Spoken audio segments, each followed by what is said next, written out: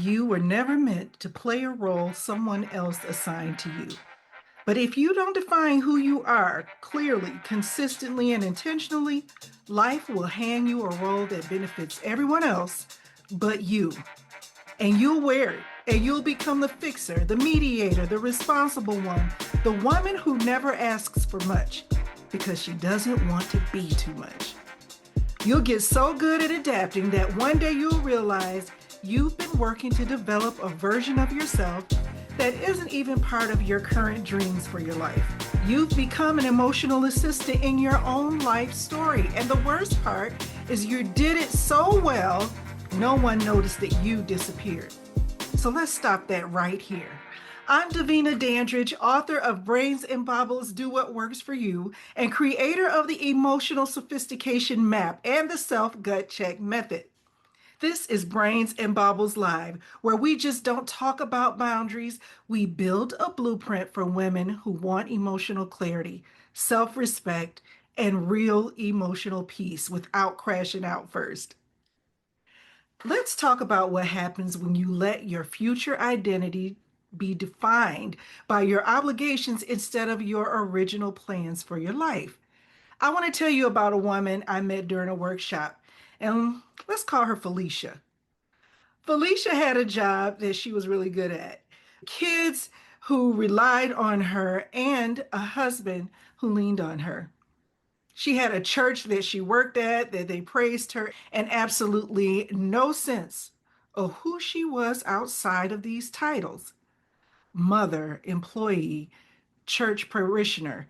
Who was she outside of that? When I asked her what she wanted, not her family, not her career, just for herself, she looked at me and she said, "Oh, I never thought about that." It wasn't because she didn't care. It was because she had been taught that what she wanted was extra instead of it being an essential part of her life. And if you're being honest, you might be in the same place as Felicia. You know how to show up, you know how to stay ready and hold it together.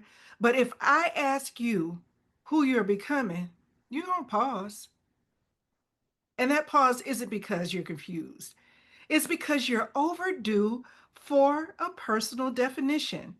Here's the emotional intelligence principle we need to bring up right now, and that is the self concept. Psychologists define it as the extent to which your beliefs about who you are clearly defined, internally consistent, and stable over time. And women who score low in self concept clarity are more prone to stress, to decision paralysis, burnout, and relationship dissatisfaction. In short, when you don't define who you are, your life becomes a reaction instead of a curated plan. You operate as a triggered responder instead of an emotional planner. So let me ask you something really personal. Who decided that you were the one who had to hold everything together? When did that take place? Who convinced you that consistency meant emotional invisibility? It meant shrinking. Who gave you the script that says everyone else's needs are urgent, but yours are optional? And here's a better question. Why are you still following that? Why are you still believing that? You weren't born to play support in your own story. What you were born for is leadership.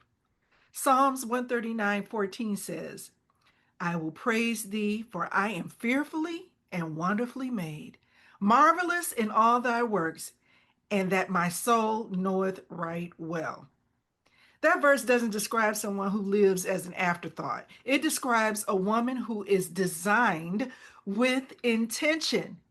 But if you don't live with that same intention, you'll end up changing who you are for everyone else's comfort. And slowly you'll start to forget that being true to yourself, even if it feels like you're being extra, is what you need to do. Here's an action I want you to take today. I want you to write your personal definition statement. 5 sentences. Just 5 sentences that describes who you are based on your values, not on the roles that you play in every area of your life. Not what you do, who you are. For example, you could write, I am a woman who tells the truth with grace. Or, I protect my peace as a non negotiable. Or, I don't shrink to be liked.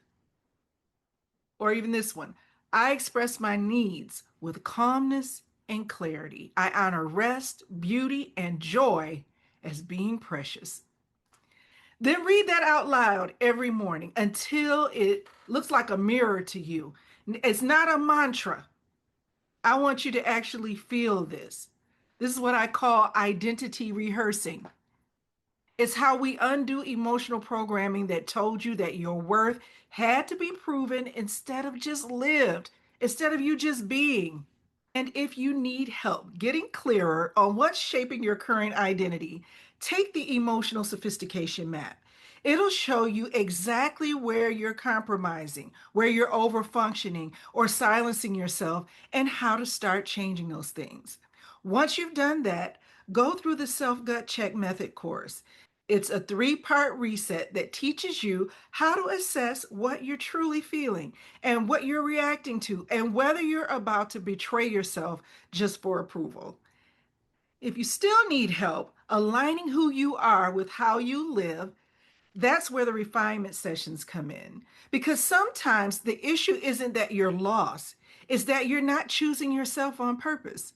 And when you don't choose you, the world will assign you a role that keeps you convenient, but never fully seen as who you are.